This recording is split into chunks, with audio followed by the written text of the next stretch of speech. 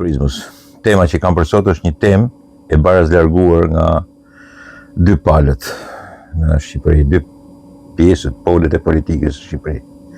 Sigurisht nuk ju ve shenjë barazimi, nuk mund të ve shenjë barazimi midis një segmenti politik i cili ka shkatruar Shqipërinë, që në vitin 1990 kur është formuar, e kam fjalën për Partinë Demokratike, dhe që sigurisht është zotruar dhe është kthyer në pronë e një kriminali si Sali Berisha, dhe pastaj një parti e socialiste e cila ka marrë përsipër që kryetari i saj të jetë jo një socialist, dhe që ka bërë një ngjizje midis rilindjes Edi Ramës dhe Partisë Socialiste Trashëgimtare të Partisë Punës Shqipërisë.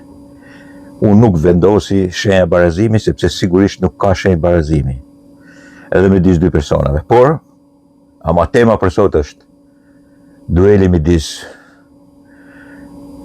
korrupsion qeverisjes Edi Ramës, arrogancë qeverisjes Edi Ramës dhe folk bolshevizmit korruptiv, kriminal qeverisjes Sali Berishës, i cili me anë të populizmit, me anë të fyerjes, sharjes, po fiton edhe njëherë kthimin e tij në pushtet si në 2005.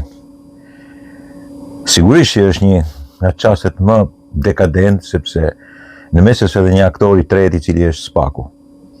Për mua Spaku është një krijesë edhe e Partisë Socialiste edhe të huajve, që do t'i bëj gropën, varrin politik Edi Ramës edhe Partisë Socialiste për fat të keq.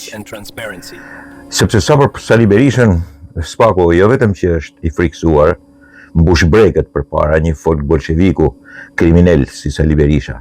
Spaku mbush brekët, këtë ta keni qartë. Rritet në brek përballë Sali Berishës, i cili thotë je mafje, je vegël në shërbim të Edi Ramës, bashkëpunëtor kriminal dhe mafioz i Edi Ramës. Dhe Spaku e di çfarë i bën? Me nërjush i ha kokrën e mutit Sali Berishës dhe berishkëve të tjerë, të cilët i dalin edhe i protestojnë aty në dyert e tij duke e sharë me robe, me motra, me çfarë kanë.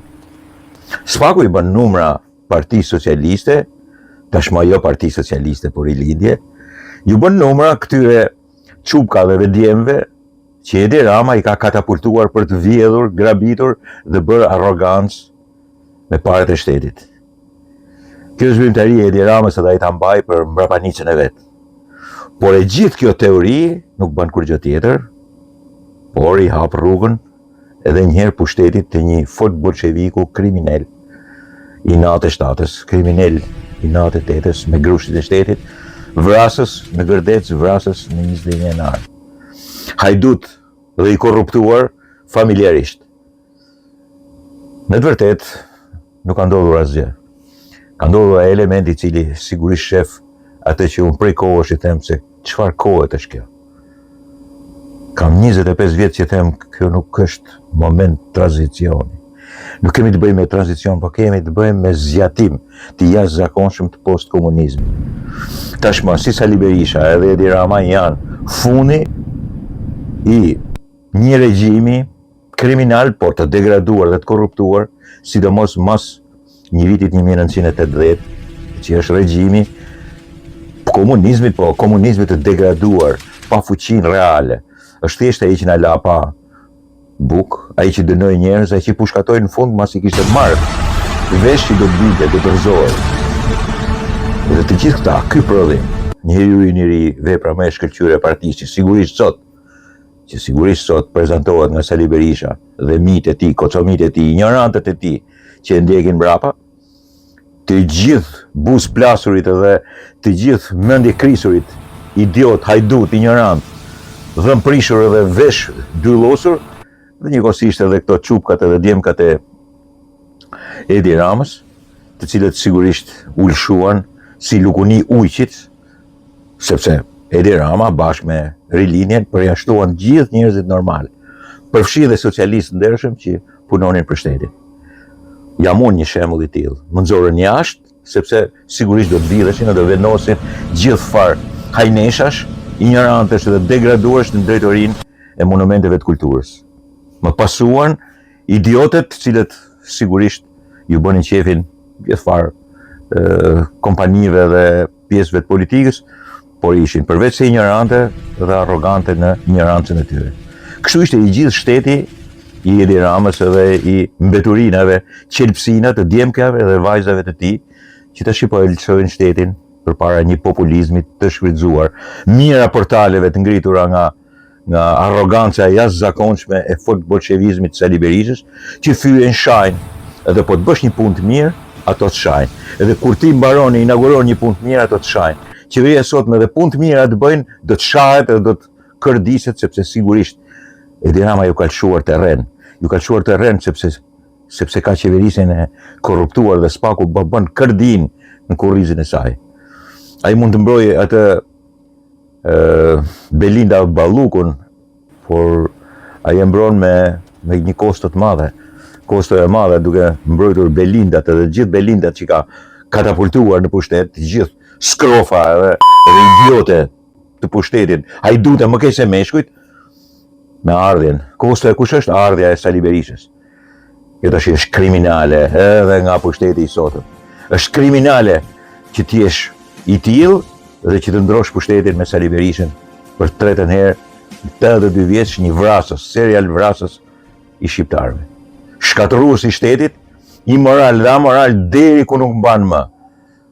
Hajdut i korruptuar me të gjithë të zezat, të gjitha veset më të këqija të kësaj shoqërie trupzohen ke Sali Berisha. Po kjo bëhet e mundur vetëm nga korrupsioni dhe nga arroganca e maskareve në qeverisje të Edi Ramës. Tashmë sigurisht nuk ke kujt i mban më këtu. Dhe është prej kohës që nuk mund t'i mash dot. As iso, as t'i thuash bravo.